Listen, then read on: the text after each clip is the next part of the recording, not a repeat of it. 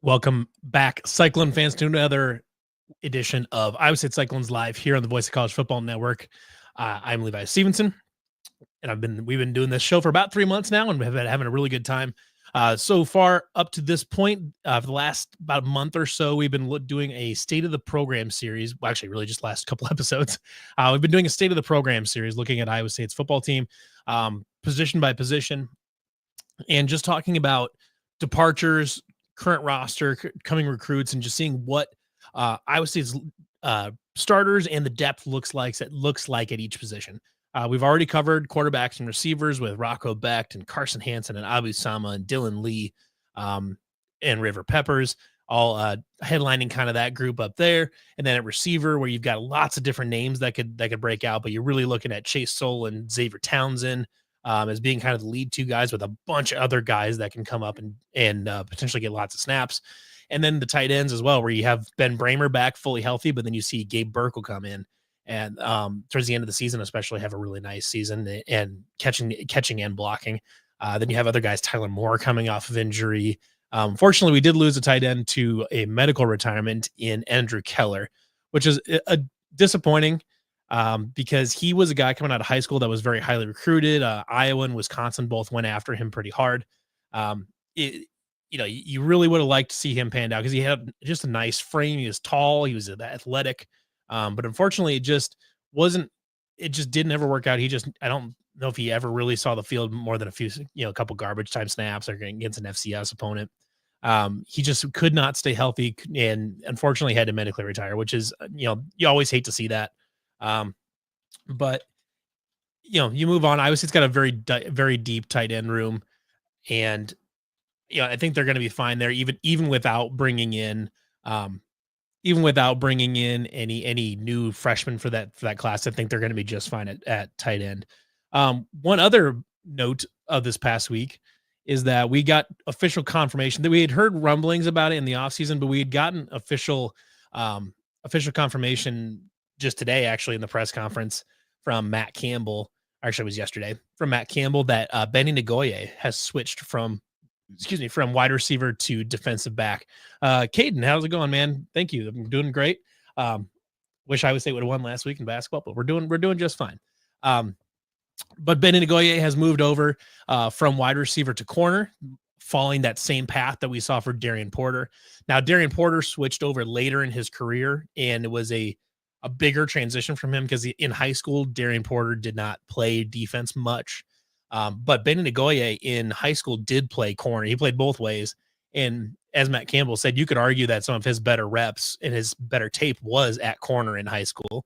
And so he's starting off in a better spot than Darian Porter did, but he's every bit of the same kind of athlete, long and athletic guy, like 6'3-ish, 6'4, can jump out of the gym. I think Matt Campbell also said he's up to about 195 pounds, which is really good compared to where he was. I think he started in like the 170s, or maybe even a little bit lighter than that. He was, really rail thin guy coming out of high school, but he's since put on a decent bit of weight, which is always good. And he's got that length and that athleticism to go with that as well. So I think for a guy like Benny that was just he just wasn't quite breaking through at receiver, I think that move makes a lot of sense for him.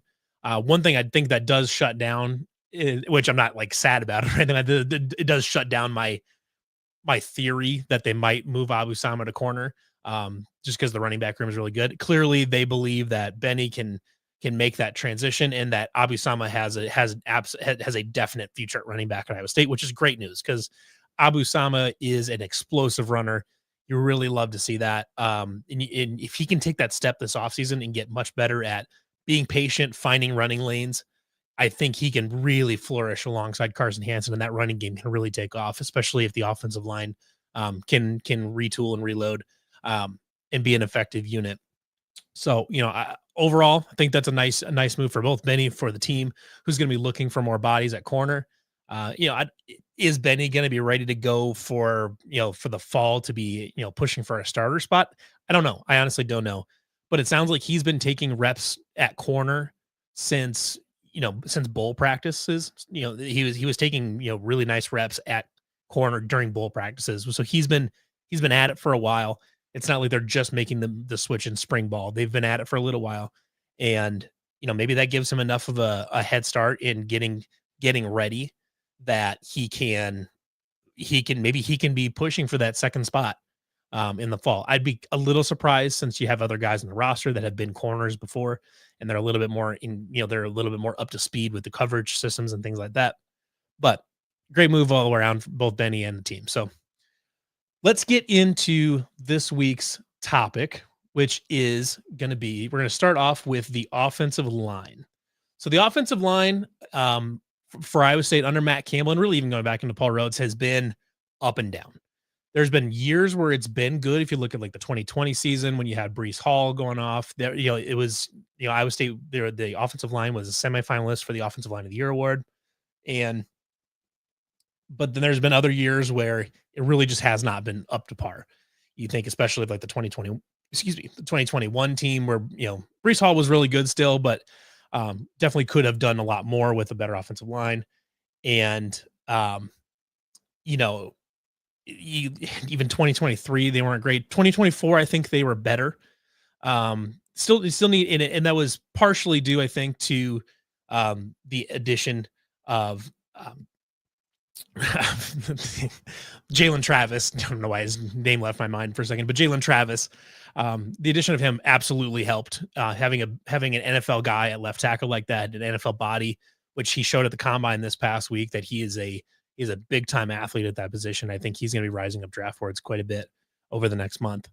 And you have a guy like that come in, you have some other guys move around. That helps a little bit for sure. There were some other guys I thought, played well. Tyler Miller, I thought, had a decent season. Jared Hufford was pretty, he was solid. I don't think he was amazing, but he was a little up and down. But I think, as centers go, I think he was solid. But I think Brennan Black, maybe I was expecting to take a little bit more of a step forward. Being that he played so much as a true freshman. And coming into his true sophomore season, I thought he would take a little bit bigger of a jump. He wasn't bad, but he certainly wasn't as good as maybe I was hoping he would be. That doesn't mean that, though, that next season he can't be. He can't take that next step, especially now that he's gotten 2 full off seasons under his belt. And I think he can be a guy that can really make a big leap up in terms of production.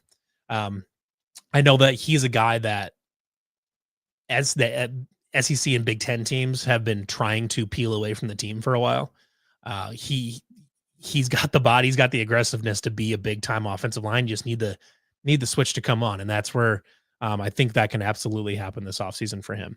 But then you have at the left guard spot, you had Trevor Burr a little bit. He was coming off an injury, and Dylan Barrett was hurt a lot this season. Left guard spot was a little bit of a rotating deal. That was probably the weakest spot on the line, I would say. But when Dylan Barrett was healthy, he was a good player. He was a solid player that did a nice job. But it wasn't. Like I said, it wasn't like a mind blowing thing. But Dylan Barrett is just going to be a senior this coming season, so he'll have a full year back in the program. As far as he's healthy, he'll be healthy again. He'll have a full year in the program. I think he's another guy that I would pencil in as the starter right now, as a starter. Iowa State likes to move guys around the line a little bit, but you have some nice players here that I think can take a nice step forward. So let's go and look. But first I want to go through the depth chart so we can see kind of who you lose, because there are, along with Jalen Travis, we do lose a couple names there. So Jalen Travis is the big one there. Obviously left for the NFL draft. Jared Hufford also graduated, and you also lose Tyler Miller, who also graduated. So you're losing, I would say your 3 best linemen from last year. So that's always tough. It's tough to lose that many snaps and to lose that much experience, especially in an offensive line where you just want chemistry there. I think they've got guys on the roster that can fit that spot, but this is going to be one where, Brian Clanton's going to have to coach his butt off this offseason to get everybody ready to go. Because you're not subbing in a lot of snaps necessarily. Dylan Barrett's he's played some snaps, not a lot though. He didn't play a lot at Wisconsin, But like I said, when he was healthy last year, he was really good. Jim Boniface has played a bunch of snaps at Iowa State. If they keep him at center, he'll be the starter there. I would assume Brendan Black will be the starter there at right guard.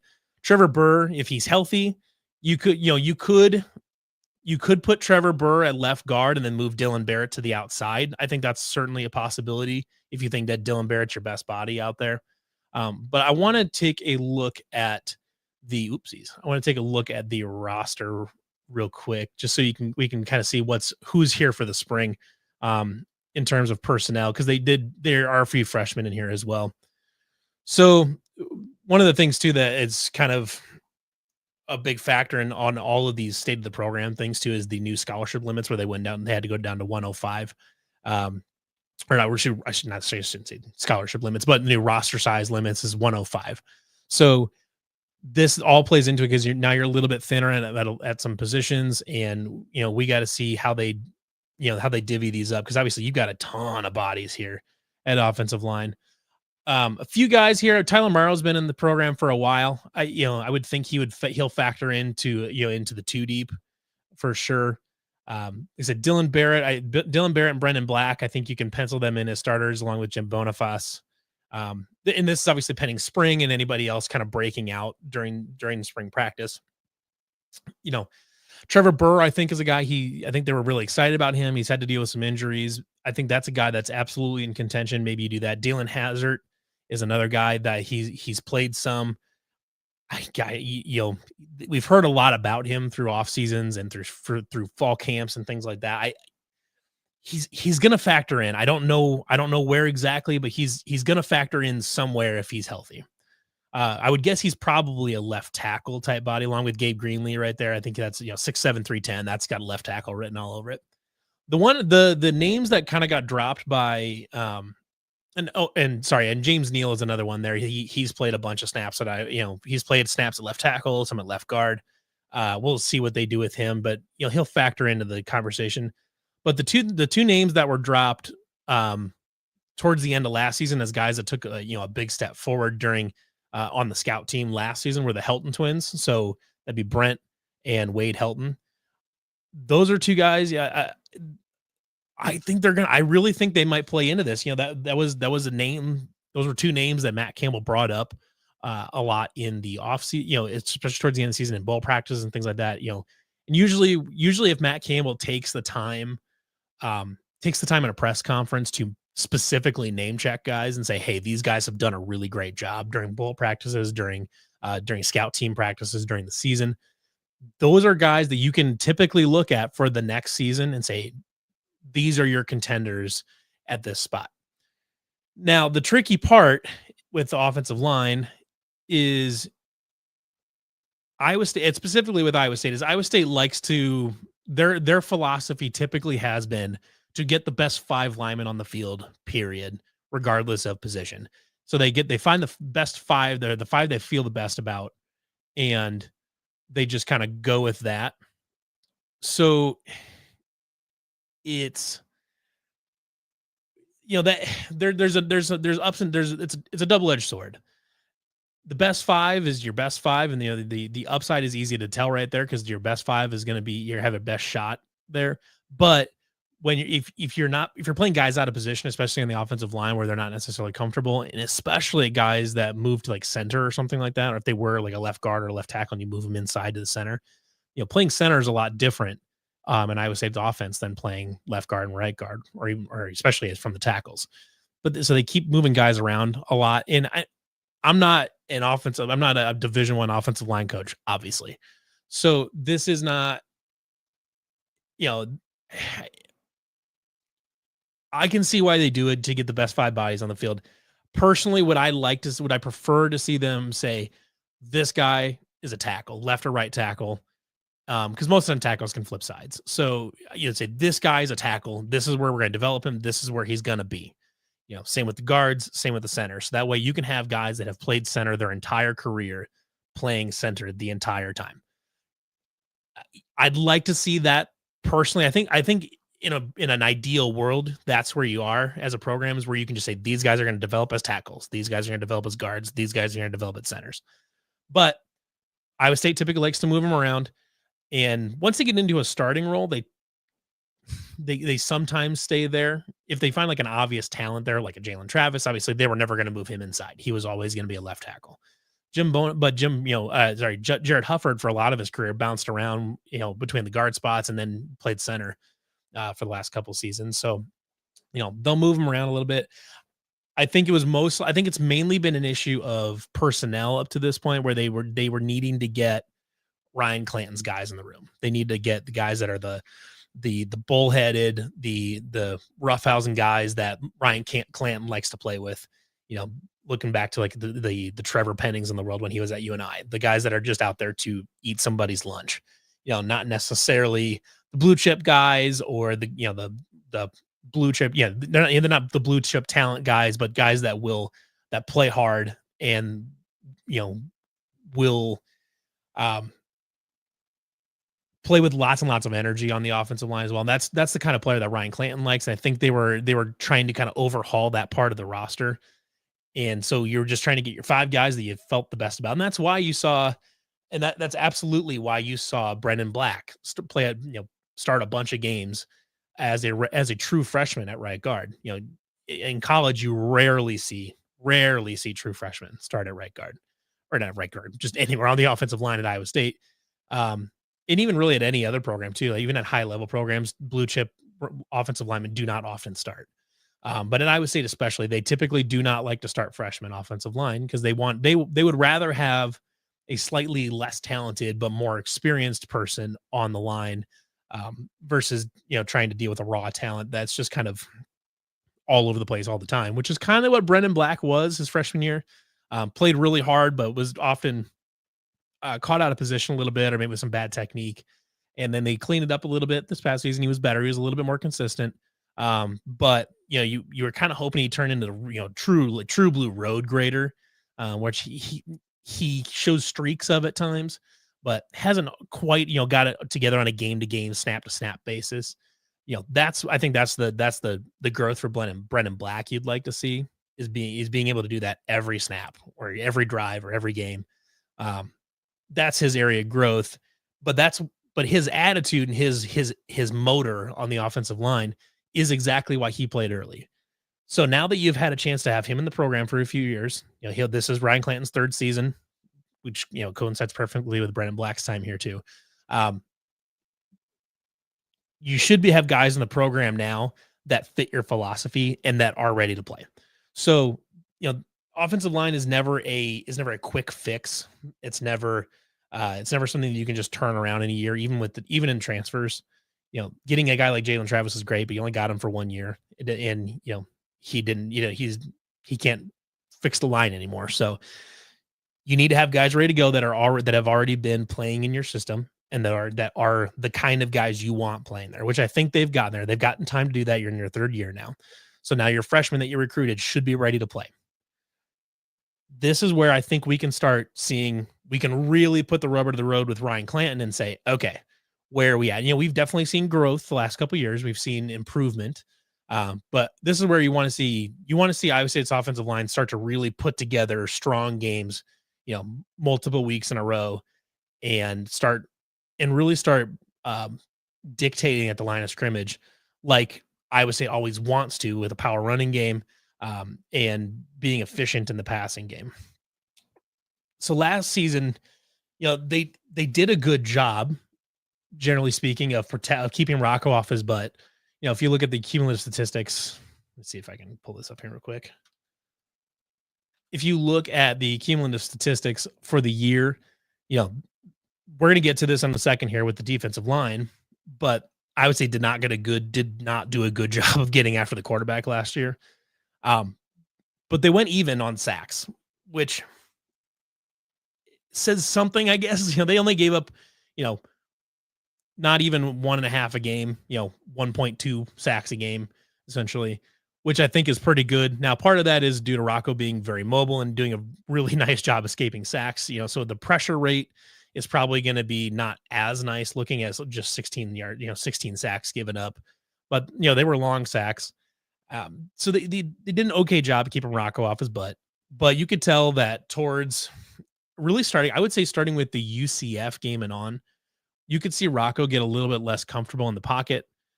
He started scrambling more, and part of that was part of that helped Rocco because I think it unlocked a part of his game that teams weren't not necessarily prepared to defend, which was Rocco's legs. But part of it too was that he was doing it out of self preservation at times. So the stats can be a little deceiving. I'm certainly not saying that the offensive line did a bad job in pass protection. They were fine. Um, but the area where they really, really need to make headway is in the running game. Really need headway in the running game. It's like I said, it's been an issue for a number of years under Matt Campbell. I'd say it's been an issue more often than it has been a solid area for the offensive line. The 2020 group was a little bit of an exception. They did a really nice job, and maybe they played some teams that weren't fully healthy or whatever it is. I'm not trying to delegitimize the 2020 season. They were great. But that was kind of that season has shown to be more of an exception to the rule than a somewhat consistent attainable spot for the offensive line under Matt Campbell. So they need to continue to make headway in the running room, especially if you're going to run these power running games that Iowa State likes to run, where you're running lots of inside zone. Last year we saw another evolution under Tyler Roll, and I would assume we're going to see more of it this year under the new running backs coach, who is also from North Dakota State. But you see a lot of like A gap power with multiple lead blockers. You got that Maryland eye that showed up on the goal line a few times.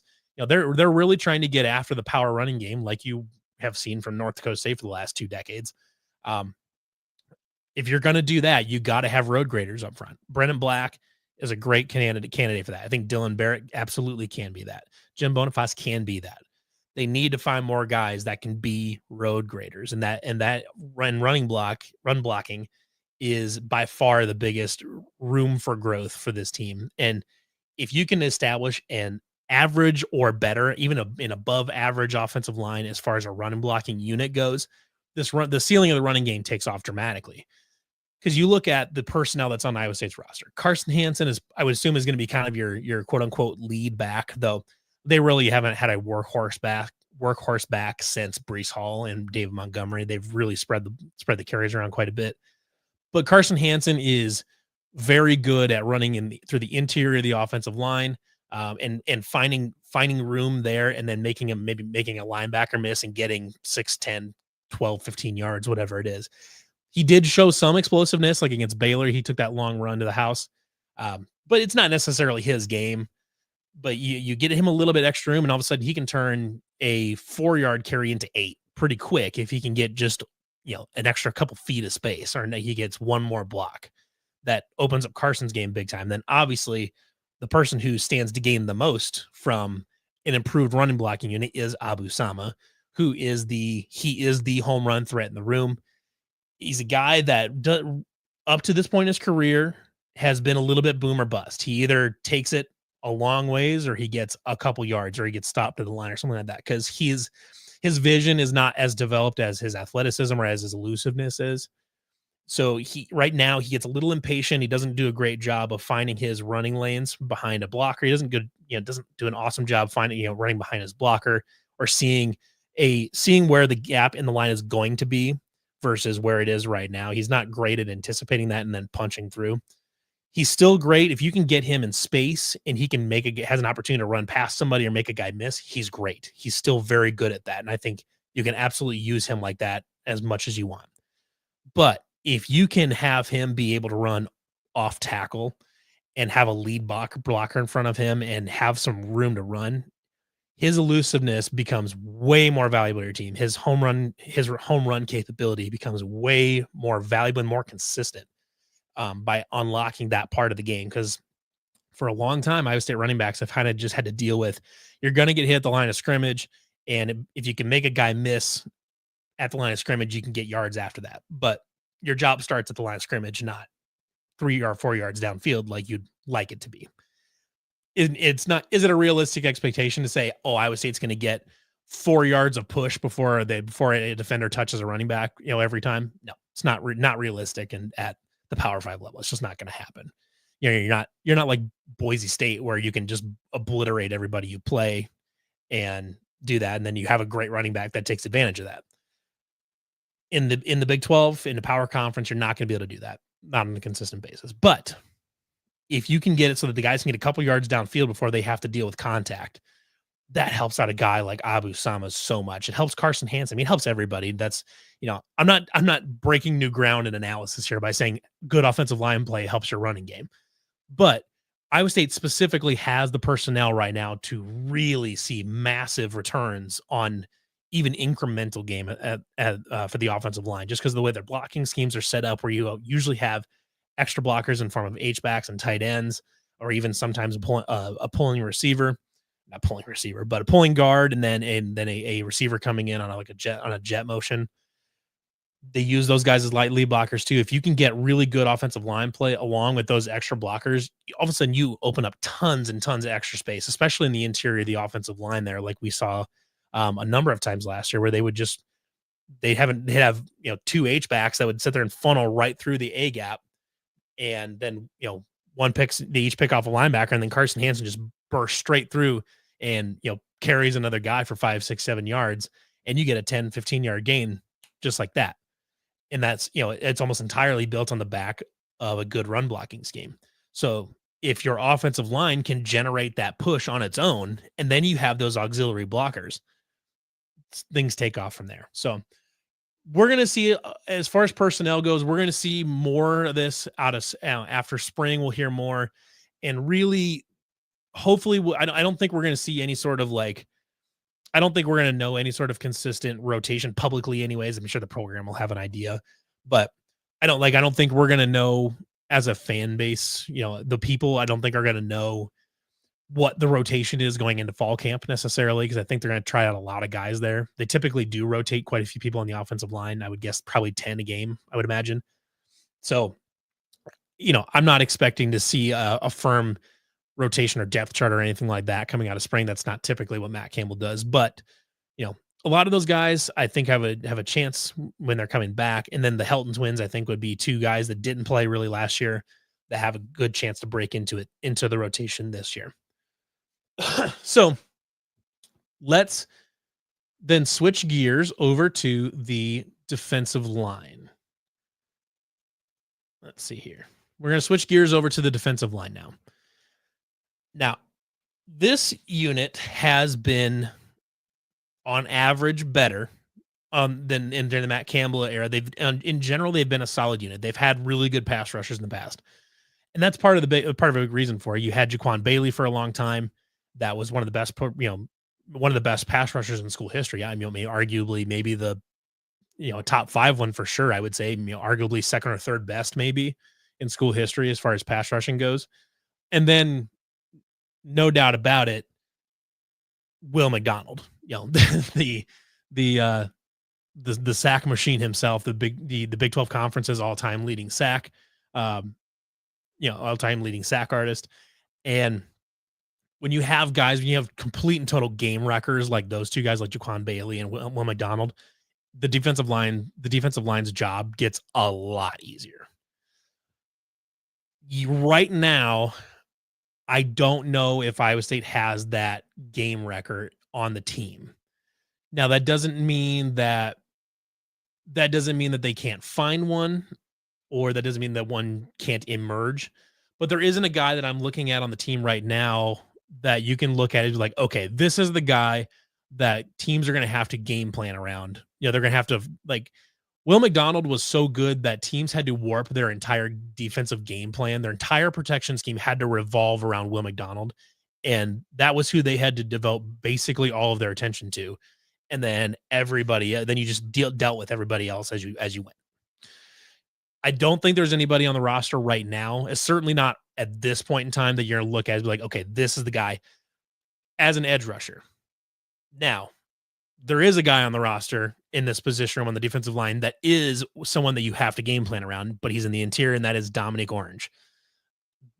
Dominic Orange I think he's primed for an first team all Big 12 type of season. He's I would say it's defensive line, just because of the scheme, is never going to be a unit you're going to see him, rack up a ton of sacks, outside of an aberration like Will McDonald and Jaquan Bailey. You're not typically going to see a lot of sacks. The interior defensive linemen are not going to rack up big numbers. you're going to see if you see a tackle or two in a game, that's that's pretty much where they're going to be at. Sometimes they just don't register a tackle during the game, but I would say its defensive tackles are vital to the system. And as run stoppers, as guys that eat up double teams, that free up space for other pass rushers, they're critical to that defensive line into the rest of the defensive scheme. Really, actually, really the center of the defensive scheme, the nose tackle, the middle linebacker, and the high safeties are the backbone of that defense. So having a guy like Dominic Orange there coming back is hugely valuable. Now the bummer from last season is that um, you do lose J.R. Singleton, who played a million snaps for Iowa State last season. And really, not just last season, but his whole career, he's played just a ton of snaps, and he played really, really good football. He was the starter. He absolutely deserved to be. He was amazing last year, but he did deal with some injuries for a couple. I think he missed one game, missed that Kansas game, which turned out to be really bad, a really bad game to miss. But it's can be difficult to replace a guy like that. That just you can just put him in there and you can count on him to do his job every single time. And he was a solid pass rusher when you asked him to be, but in more than anything, he always did a great job of managing his run fits and making everybody else's life easier on the defensive line, making life easier for the linebackers as well. So replacing a guy like that is tough, but I think they've got a couple guys. Obviously, Dominic Orange, I expect to slide in to be that primary presence in the center on the center of the defensive line. Now, Dominic Orange is a better pass rusher than J.R. Singleton was. He is an explosive athlete that can absolutely wreck games on the defensive line. We saw one of his best plays of the season against Iowa on that goal line stand where he just blasted right through the middle of it and completely blew up that play around the goal line. And you can use his athleticism just jumps off the page every single time you watch him and you put his tape up on the screen. Dominic Orange is an unbelievably good player. And I know for a fact that he got some major, major offers from SEC and Big Ten schools this season because they, believing that he can be a dominant SEC football player. So Dominic Orange is a guy that I think has a major chance to make an impact, not just as like a first team all Big 12 caliber defensive lineman, but maybe even on the national stage, maybe being in line, being on watch list for awards and things like that. Behind him is, I would assume the guy behind him is going to be Zamir Hawk, who played he played a good chunk of snaps as a redshirt freshman. They were really excited about him. There was at times where he looked like a redshirt freshman where he was a little bit out of position, didn't maintain his run fit as well as he maybe should have, but otherwise did just a really, really nice job for what he was asked to do. And I think now that you have him basically penciled in, penned into the starting 2 deep, maybe, Iowa State likes to, you can see on this depth chart here, they have a nose guard and a defensive tackle, designated. Maybe this is a situation where Dominic Orange stays there and Zamir Hawk fills in right there at the defensive tackle spot with J.R. Singleton, and you play them right next to each other. I think that would be a really nice 1-2 punch there at the defensive tackle spot. There's a number of guys they've brought in. Cannon Butler is a guy I assume is going to get some play. He'll get some significant playing time on the defensive line. He's only at 241 pounds, so he's going to be an edge rusher. I don't think he can fit in on the defensive tackle spot. You've got a few other guys on the roster right now that have the size to do it. You look at like Elijah Carnell, who's there sitting there at the backup for J.R. Singleton. I should clarify this depth chart that I'm sure they have on the screen right now is the end of season depth chart. So this is the depth chart as of right now. This isn't like a spring depth chart. It's not the one from the beginning of the season. This is the depth chart basically as it sits right now, minus the seniors. So, Elijah Carnell is right there. He's 6'5", 290. He's going to be a redshirt sophomore. That's a guy you're going to look at as being, a factor in there. I don't know exactly what they're going to want to do with like an Akene Eziogu. He's 6'5". He's at 270 on the roster. So he's a little He's a little smaller than you would typically see for the defensive tackle spot, but he's a little bit bigger than you would typically see for an edge rusher. I would assume that will mean he will probably stay. I think they'll move him around. I would guess they'll get him on the field for sure. I would, he could probably play inside if a guy needed a breather. But if J.R. Singleton or not, sorry, if Dominic Orange and Zamir Hawk are on the field at the same time, Kenny Yoga will be playing on the outside. Braden Simonson is another guy. He's 6'3", 275. He's in there. Obald Nyankuru, that's a tough name to pronounce. 280. Xavier Hamilton's 305.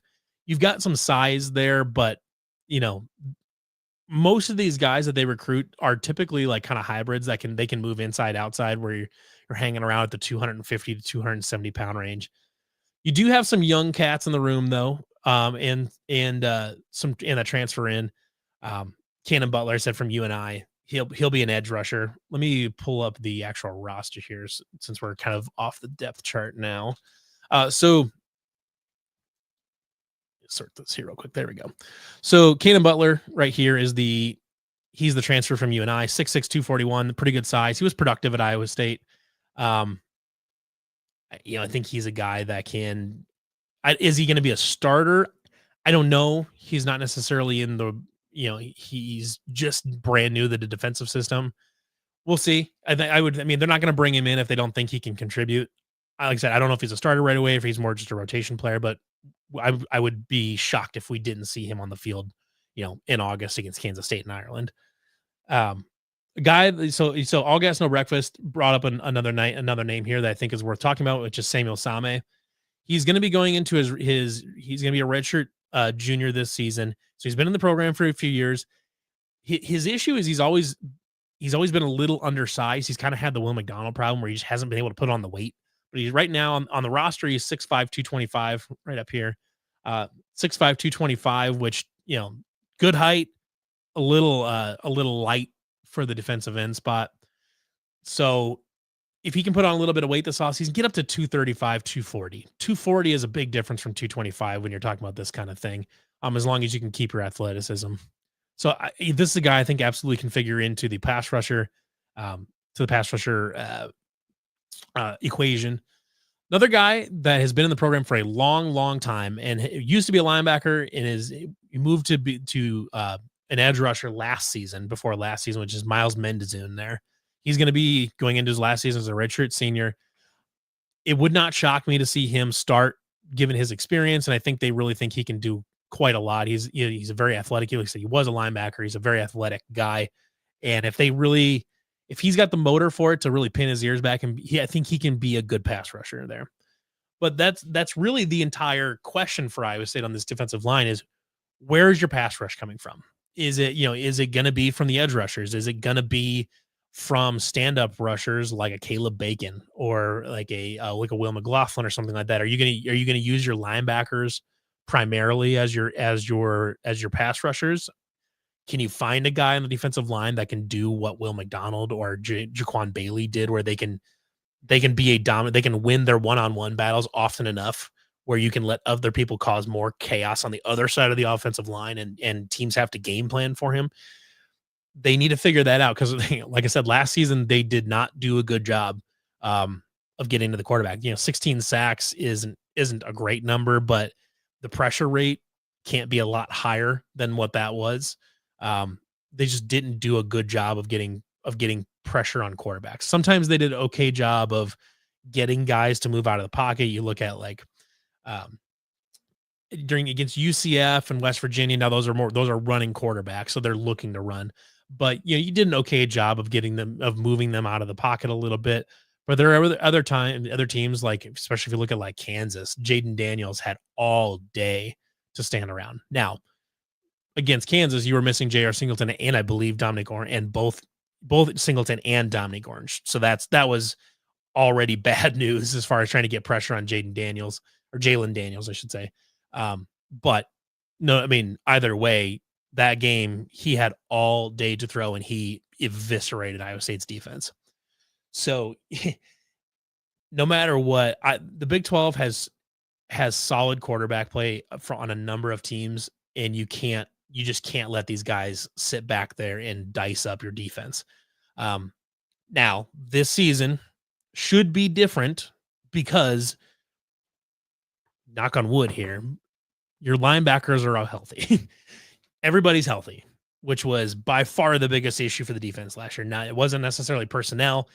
It wasn't it wasn't anything in particular as far as like one this person failing, this person failing, this person failing.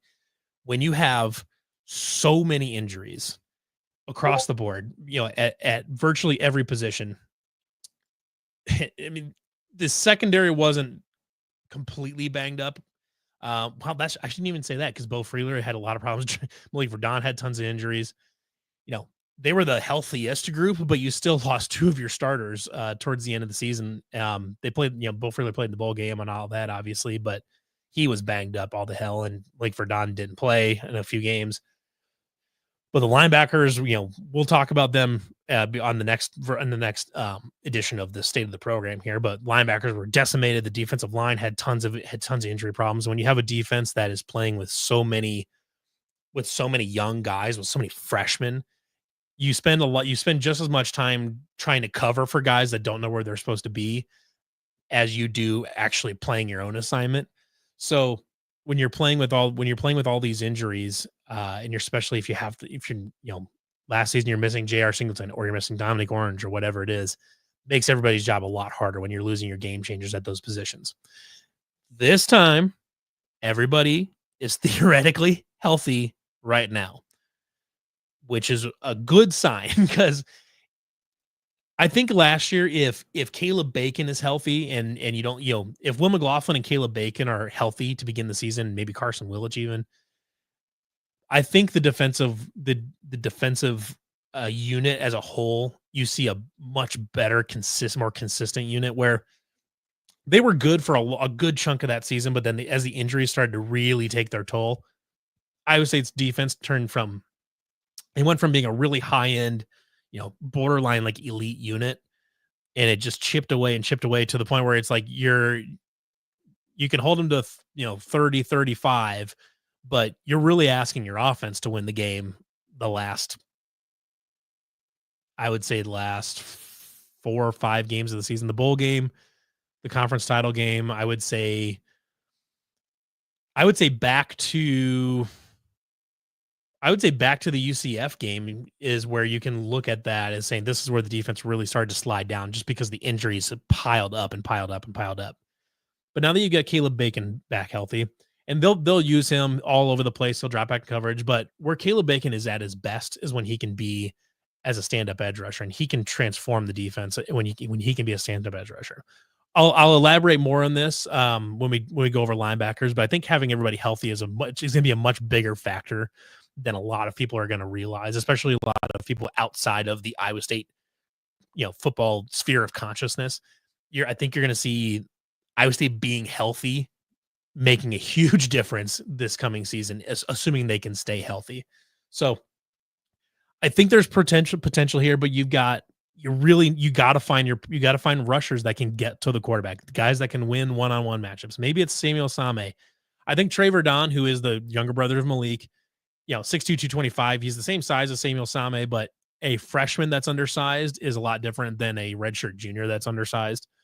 I wouldn't, unless he just is really, puts on a decent bit of weight this summer and it just has an unbelievable spring and fall practice. I don't know if you're going to see Trey Verdon much this season, and I think that's okay. Kamori Moore has the size to play, 6'2", 295. He's got the size to play right away. Just depending on where his head's at as far as how well he's understanding his run fits within the defense. Because like I said, he'll be in the interior with Dominic Orange and Zamir Hawk. You got to be a really smart player when you're in there. Otherwise, you can give up way too much through the interior of that defensive line if they're not paying attention to where they need to be on their run fits. So they've got guys there, but you got to find your pass rushers, no matter how that comes. If you find a bunch of guys on the defensive line that are good at run stopping and good at keeping their fits, but you don't find a dominant pass rusher, that means you're using your linebackers as stand-up edge rushers. And that's okay. There's lots of teams that have good success doing that. You have the personnel to do that. Caleb Bacon, Will McLaughlin, Cooper Ebel, Caleb Brazina. You have lots of guys that can be good, pass rushers from the linebacker spot. But if you can find a pass rusher, a really good pass rusher on your defensive line in this scheme, that makes a mountain of difference. And it'll make Eli Rashid's like, make Eli Rashid's life a lot easier on the defensive line. So there's potential here, but you've got to figure it out on the pass rushing side. They did an okay job run stopping. They weren't awesome. They gave up a lot of run. They gave up some stuff earlier in the year because they played against some good running teams. So they kind of got a bad rap as a run defense last year for a while because they played against some really good running backs. You played Caleb Johnson and RJ Harvey and a bunch of other guys that were just ridiculous. So the stats aren't as friendly to Iowa State as they probably should be because they were a better run defending unit that people gave them credit for. But so promise there, but we'll see what they do. So that's going to wrap it up for the position groups for this week. The last thing I want to touch on is a little bit of basketball because we're in basketball season. Last week we talked about it. They were just getting ready to play. They were actually in the middle of the game, just getting ready to start the game against BYU that night, which got down early, made a huge comeback, and then lost in overtime. And then this past weekend, you blow out Kansas State in Manhattan, who was a bad team that they should have blown out the first time. But you did it without Keyshawn Gilbert, which is good, and you looked pretty decent doing it. But more importantly, today you saw Cincinnati win their opening round game, and now you get it's Iowa State Cincinnati tomorrow morning at 11:30 a.m. I believe as of right now, Iowa State is an 8.5 point favorite in that game. It depends on how healthy you think Keyshawn Gilbert is, and how comfortable you feel about them covering that. I think you feel all right about them winning that game if you can contain Jizzle James. Cincinnati's offense starts to stumble pretty quickly, but when they played in Hilton Coliseum, he went off almost. If he didn't hit a 30 piece, he was very, very close to it. So if you can contain Jizzle James, Cincinnati's a very beatable opponent. They should beat Cincinnati. But what you really want to see, I think, aside from them winning the game, is now that Keyshawn is back off of his injury and playing, I want to see him put together a game where he can take care of the ball a little bit. The last game he played against BYU, he turned the ball over a lot. He's had a big turnover problem the last month or two, and I'm sure part of it is his injury, but part of it is just Keyshawn's aggressiveness. He's a very aggressive slasher and an attacker of the rim, and sometimes it gets him in trouble. It just does. And to a certain extent, it's kind of the you take what you get type of thing. You have to assume some of that risk to get the kind of player with the kind of aggression that Keyshawn is. But I think 3 or 4 turnovers with one of them being like a dead ball or something, like one of them being a dead ball turnover is a lot different than 7 turnovers, and you have a bunch of like silly stuff like travels and walks and carries, and you have travels and carries and things like that, just really stupid stuff.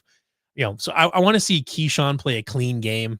But other than that, I think one important thing we saw too against BYU, we saw it, but then Kansas State as well, as we saw Kurt really kind of return to form as just being the dude, just going out there, and he's going to start shooting confidently and really take shots that he feels good about.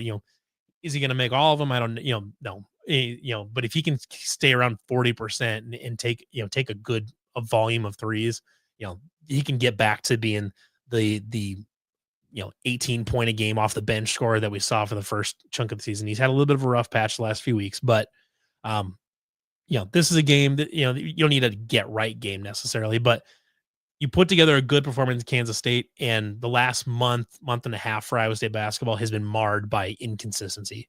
Some games you look like a top 5, top 3 team, a number 1 seed caliber team.